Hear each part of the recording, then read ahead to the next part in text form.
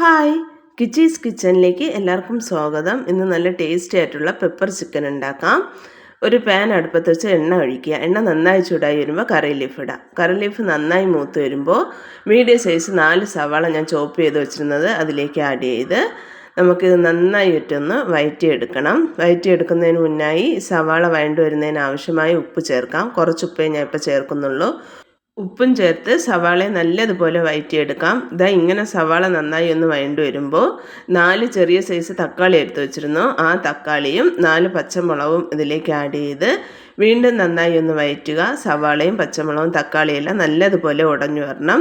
ഇങ്ങനെ നന്നായി ഒന്ന് ഉടഞ്ഞു വന്നതിന് ശേഷം ഇതിലേക്ക് 1 ടേബിൾ സ്പൂൺ ഇഞ്ചി വെളുത്തുള്ളി പേസ്റ്റ് ചേർക്കാം. അതും ചേർത്ത് നല്ലതുപോലെ വീണ്ടും വഴറ്റുക.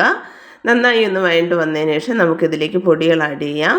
1 ടേബിൾ സ്പൂൺ നിറയെ മല്ലിപ്പൊടി, 1/2 ടേബിൾ സ്പൂൺ മുളക് പൊടി. ഇത് പെപ്പർ ചിക്കൻ ആയതുകൊണ്ട് മുളക് പൊടി ഞാൻ 1/2 ടേബിൾ സ്പൂണേ ചേർക്കുന്നുള്ളൂ.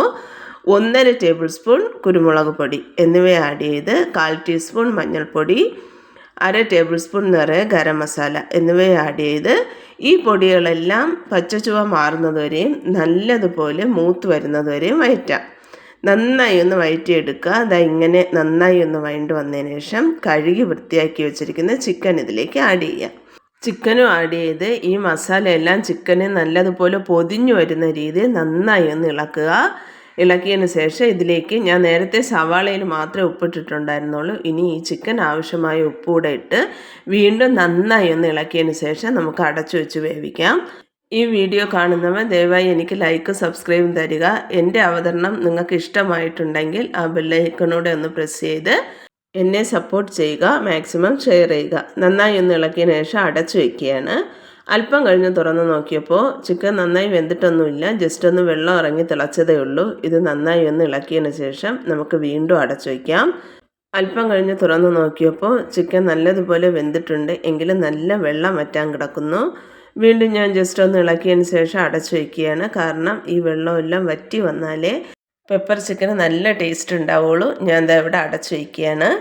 അല്പം കഴിഞ്ഞ് തുറന്ന് നോക്കിയപ്പോൾ ചിക്കൻ നല്ലതുപോലെ വെന്ത് സെറ്റായി വന്നിട്ടുണ്ട്. ഇനി ഞാൻ അടച്ചു വയ്ക്കുന്നില്ല. ഇങ്ങനെ വച്ച് തന്നെ നന്നായി ഇളക്കി ഈ വെള്ളത്തിനെ ഒന്ന് വറ്റിച്ചെടുക്കേണ്ടതുണ്ട്. ഇവിടെ വെള്ളമെല്ലാം വറ്റി പെപ്പർ ചിക്കൻ സെറ്റായി വന്നിട്ടുണ്ട്. ഇനി ഇതിറക്കുന്നതിന് മുന്നായി 1/2 ടേബിൾ സ്പൂൺ കുരുമുളക് പൊടിയുടെ തൂറ്റിയാണ് ഞാൻ ഇറക്കുന്നത്.